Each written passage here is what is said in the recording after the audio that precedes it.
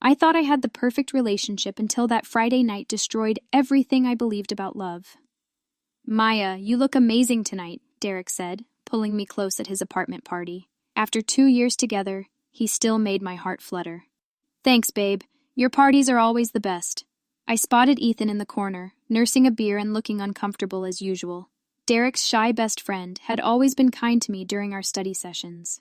I'm going to check on Ethan. He looks lonely.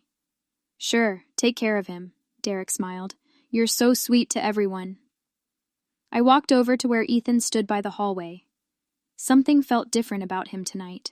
More confident, more intense. Hey, you okay? You seem quiet even for you. I've been thinking about us, Maya. About our conversations, our connection. Ethan, what do you mean?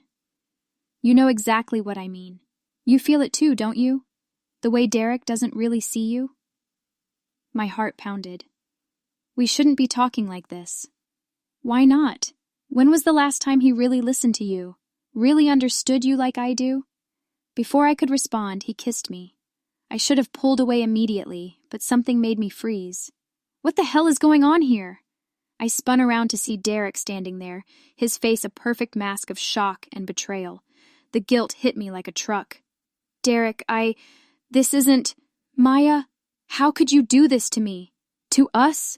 Ethan stepped back, looking appropriately ashamed. Derek, man, I'm sorry. It just happened. Get out. Both of you. Just get out. As Derek stormed off, I stood there drowning in shame while Ethan remained strangely calm for someone who'd just destroyed his best friendship. 3 days passed without a word from Derek. I called him constantly, left tearful voicemails, but got nothing back. Maya, you need to eat something, Lisa said, sitting across from me in the campus cafe. I can't.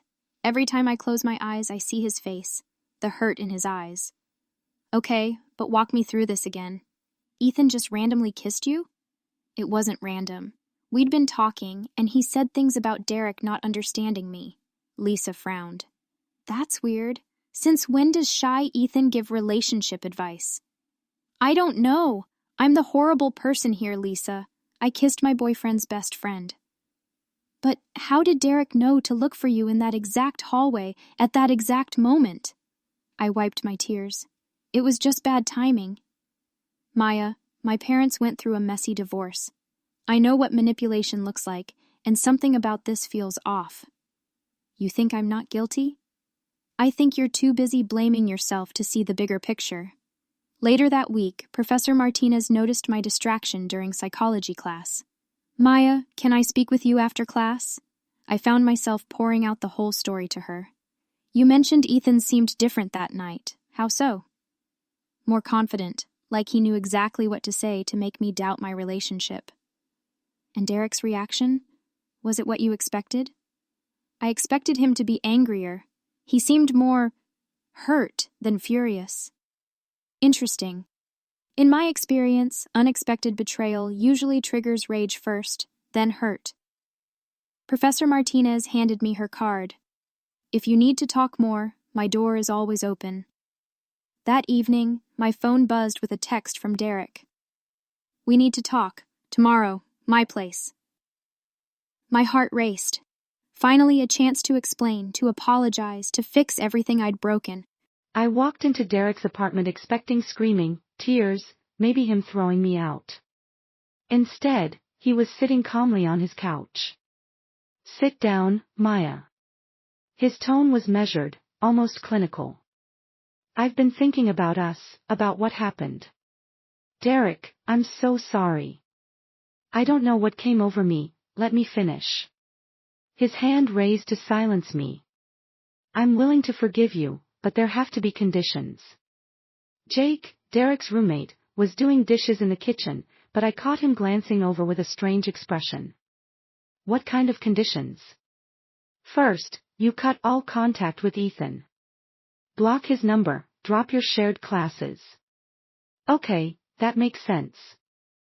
Second, you prove your loyalty to me. You do what I ask, when I ask, no questions. Something cold crawled up my spine. What do you mean? I mean, you've lost the right to make decisions in this relationship. You proved you can't be trusted. Jake dropped a plate in the sink with a loud crash. Sorry, Jake muttered, but when Derek wasn't looking, he shot me a concerned look. Derek, I made one mistake that destroyed everything we built. You're lucky I'm even giving you a second chance. I agreed to everything because I was desperate. Later, I met my mother for lunch. Maya, you look terrible. What's wrong? I made a mistake, Mom. Derek's giving me another chance, but what? He wants me to prove my loyalty by doing whatever he asks. My mother's face hardened. That's not forgiveness, sweetheart. That's control. But I cheated on him, and normal forgiveness involves rebuilding trust together, not one person having complete power over the other. As I left Derek's apartment that evening, Jake approached me in the hallway. Maya, I need to tell you something important about Derek and, Jake, get back in here. Derek's voice cut through the hallway. Jake's face went pale. I have to go. But Maya, be careful. I walked away with my mother's words echoing in my head and Jake's warning making my stomach twist with uncertainty. Something wasn't right, and I needed answers. I started by watching Ethan in our psychology class. For someone who'd supposedly lost his best friend and felt guilty about betraying him, Ethan seemed remarkably normal. After class, I approached Sarah Kim, Ethan's ex-girlfriend. Sarah, can I ask you something about Ethan? What about him? Her expression immediately turned guarded. Did you ever notice anything manipulative about him? Sarah's eyes widened. Oh my God, what did he do to you? What do you mean? Maya, Ethan isn't shy. That's just an act. He's incredibly manipulative. My stomach dropped. What? He pursued me while I was dating my ex, used the same sensitive guy routine, told me my boyfriend didn't understand me, that I deserved better. But he seemed so genuine, that's what makes him dangerous. He bragged to me once about being able to break up any couple if he wanted to prove a point. I met Lisa at the library that afternoon, feeling sick. Lisa, I think you might be right about something being off. I've been doing some digging. Derek and Ethan's friendship seems fine. I saw them laughing together at the coffee shop yesterday. That's impossible. Derek won't even talk to me properly, but he's fine with Ethan. Maya, I think you need to consider that you might not be the villain in this story. Tyler Brooks, a guy from my literature class, overheard our conversation. Sorry, I couldn't help but notice you seem upset. Are you okay? Not really, but thanks for asking. Look, I don't know what's going on, but I noticed how your boyfriend talks to you sometimes. The way he dismisses your opinions makes you second-guess yourself. That's not normal. Er's kindness made me realize how different his concern felt compared to Derek's calculated forgiveness. That evening, I went to Derek's apartment to return a book. He was in the shower, and his journal was lying open on his desk. One line jumped out at me, Phase 1 complete. He played his part perfectly. Maya fell for it just like we predicted. My hands shook as I read it again. Phase 1. He played his part. Everything I thought I knew about that night was a lie. That I read the rest of Derek's journal entry with growing horror. Maya fell for it just like we predicted. Now she's completely under my control, just like I wanted. Can't wait to see how far I can push her before she breaks completely. My entire relationship had been orchestrated. The next day, I cornered Jake when Derek wasn't around. Jake, you tried to warn me. Tell me everything. Jake looked around nervously. Maya, if Derek finds out I told you, he's been manipulating me. I found his journal. Jake's shoulders sagged. I heard them planning it weeks ago. Derek was obsessed with having complete control over you, and Ethan thought it would be fun to prove he could manipulate anyone. They planned the whole thing. Derek studied your psychology, your insecurities. He knew you'd blame yourself for everything. Ethan's job was to be the temptation that would give Derek the perfect excuse to control you. Why didn't you warn me? Derek threatened to destroy my scholarship if I interfered. I'm sorry, Maya. I should have been braver. I called Sarah, desperate for more information.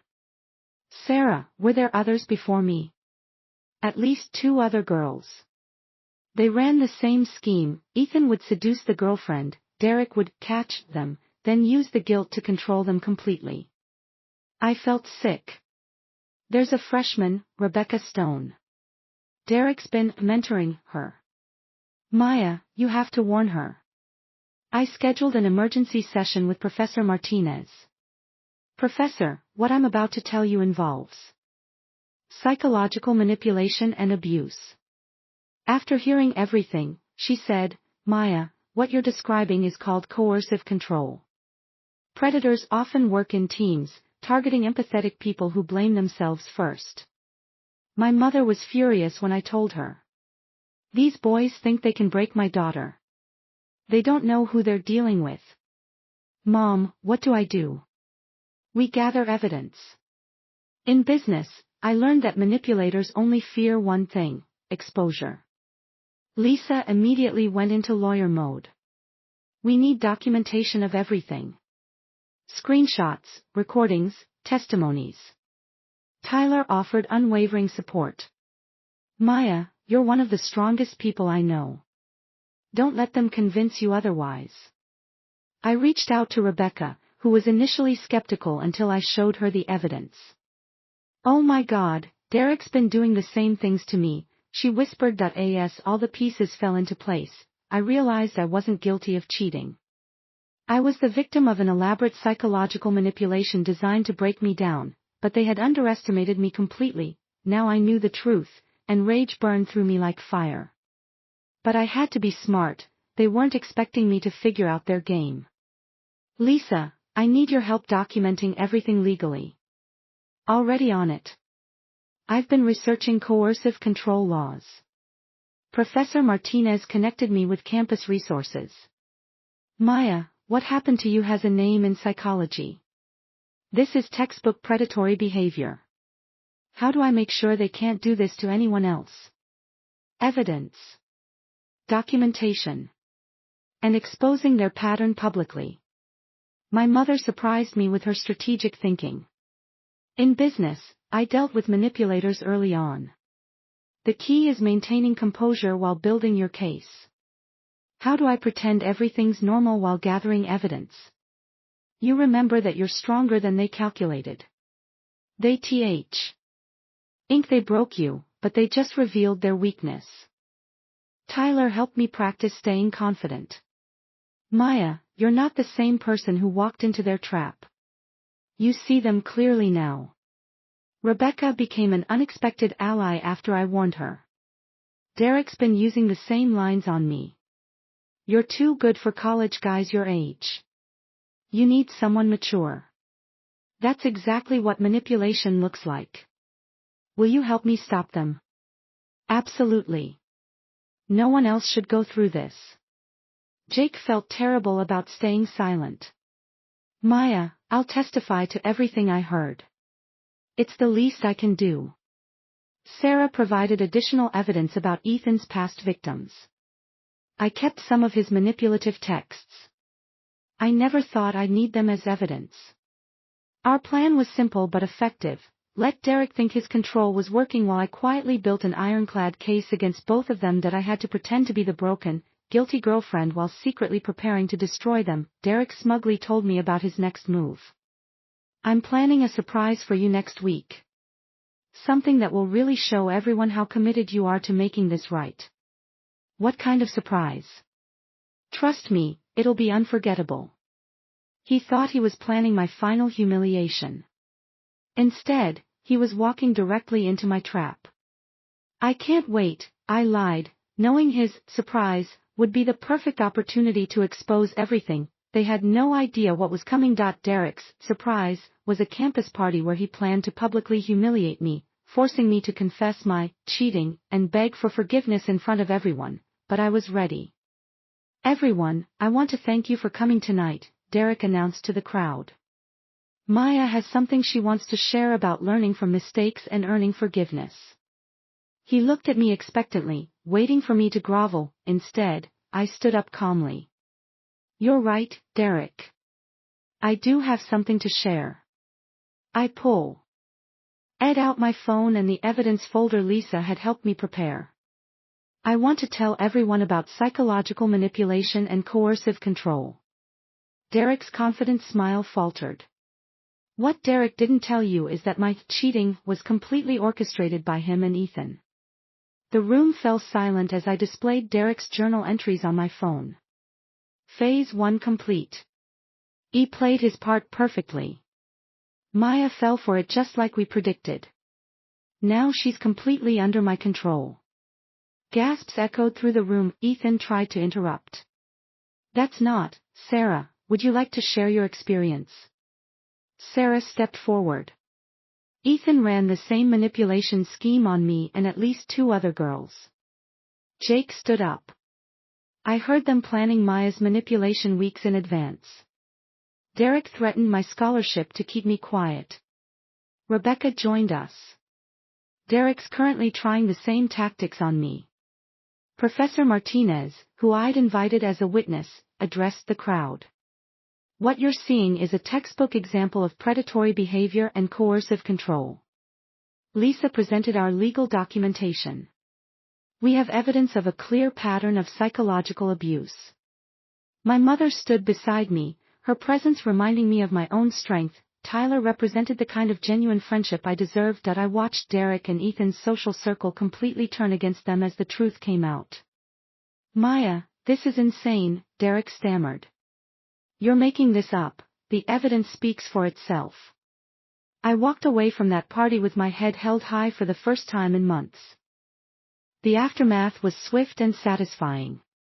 Maya, the university is launching a full investigation, Professor Martinez informed me. Your evidence has been invaluable. Derek and Ethan faced academic consequences, and their campus reputation was destroyed overnight. Several other victims came forward after my public revelation. Thank you for giving me the courage to speak up, one girl told me. I thought I was crazy. Derek tried desperately to contact me. Maya, please, we can work this out. I love you. I blocked his number after recognizing the manipulation in his tone. Ethan disappeared from campus entirely, apparently transferring schools. Jake became a genuine friend. Maya, thank you for helping me find my courage. I should have spoken up sooner. You spoke up when it mattered most. Sarah started a support group for manipulation victims. Your strength inspired all of us to heal and help others. Rebecca and I became close friends. We survived their scheme and came out stronger. Professor Martinez invited me to co-present workshops on recognizing psychological manipulation. Your experience can help prevent this from happening to others. Lisa celebrated our victory. You showed incredible strength fighting back. I'm proud of you. My mother beamed with pride. You handled this with courage I recognize from my own battles. You're stronger than you know. Tyler and I grew closer, and I learned what healthy relationships actually looked like. Maya, you deserve someone who builds you up, not tears you down. I'm finally starting to believe that. Looking back, I realized what I thought was my biggest mistake, that cheating was actually their biggest mistake, because it led to their complete exposure that I was no longer the naive girl who'd walked into their trap, that I was someone who could spot manipulation from miles away, someone who had the courage to fight back and protect others. They tried to break me, but instead, they created someone who would make sure no one else fell for their games. That was true victory.